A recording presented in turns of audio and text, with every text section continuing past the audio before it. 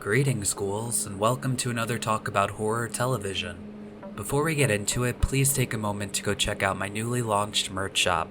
There's a link down in the description of this video or over on my channel page in the top right corner.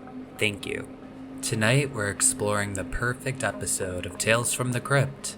Dig that cat, he's real gone. Episode 3 of the first season. This one is the most requested episode of Tales from the Crypt I've received from viewers. I'm here to please. Richard Donner, the director of this episode, just recently died a few weeks ago. His career left an impact on many of us. He directed 3 episodes of Tales from the Crypt, The Goonies, The Omen, and 6 episodes of the original Twilight Zone. A prolific career. Rest easy. We open at the circus. We meet an animated ringmaster who presents us with one heck of a show. Tonight, ladies and gents, we are going to meet Ulrich the Undying, the only man on Earth that can die and come back to life.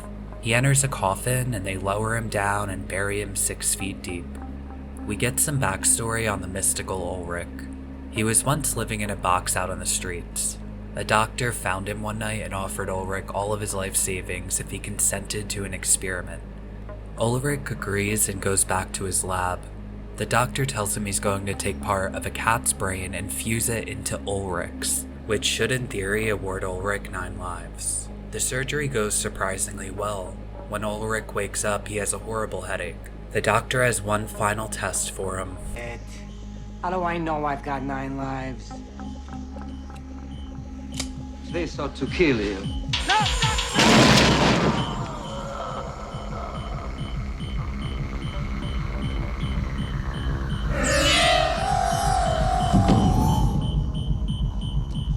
So the doctor pops him one right in the head, and he's very dead.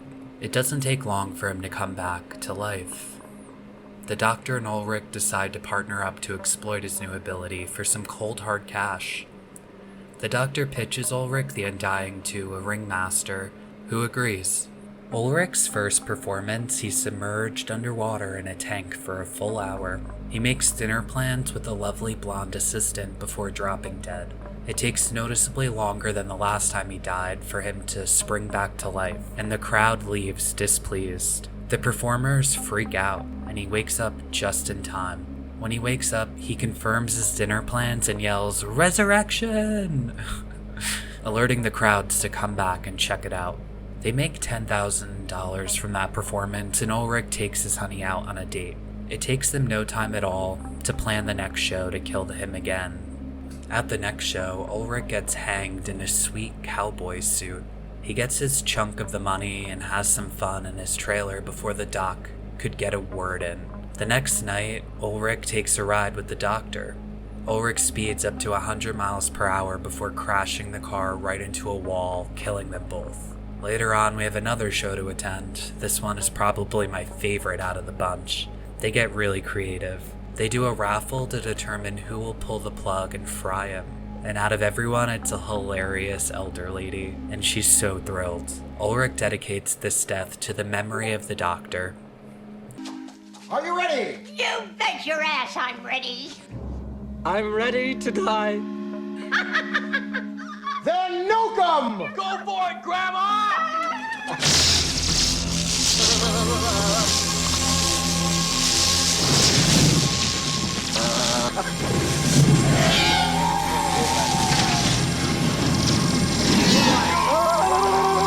Go for the bird! Gnarly, right? This death takes the longest to recover from. He doesn't come back for a real long time. It took so long that he was nearly embalmed, but he pops back to life just in time to give the mortician a heart attack. His next death is another iconic scene. For $1,000, you can take a shot to kill a real human being. There's a few attempts. The sailor turns down the chance once he hears the price. The next guy, an archetypal nerd, he takes a shot and misses. The following attempt is a father and son combination that's especially hilarious. I know you can do it. What do we got, 1,000? $1,000. Well worth it for my son. Come on, Junior, don't be a sissy now. I don't want to. Junior. Listen to your father, son. Listen to your father. All right, go on. I'm gonna get you a junior membership in the NRA. If some don't kids want kill it. rabbits, you can kill people. Come on now, put your hand up. I don't want to kill anybody. I've been killing people for years. Now it's your turn. Come on, you can line it up. No. Steady. Now!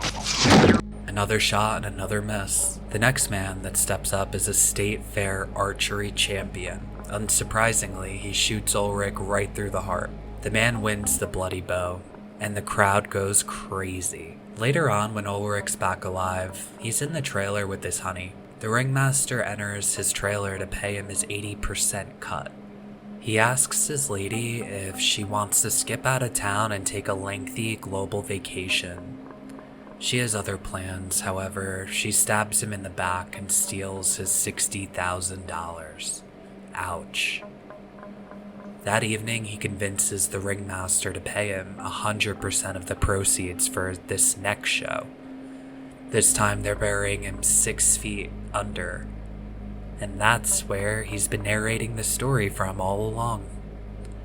After going over his story, he realizes something pretty important. Kitty. Poor dead little kitty. Too bad he had to die. Wait a minute. That cat.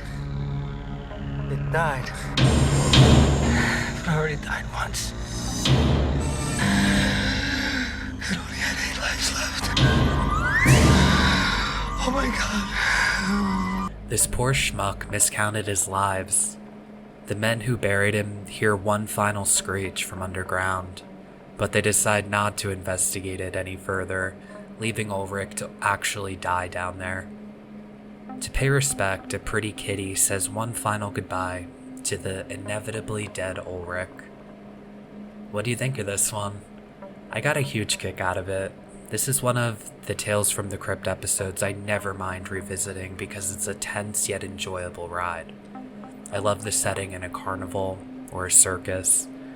We pretty much know how this is going to end for our central character from the very beginning, but to experience his deaths keeps me locked in on the screen. I'll rate this one an exceptional 10 out of 10 for this series. I would certainly recommend this episode as a must-see. It's a great starting off point for the show, and it was only the 3rd episode of the 1st season. They really started off strong. I'll continue to cover episode recommendations, so be sure to comment your favorites down below.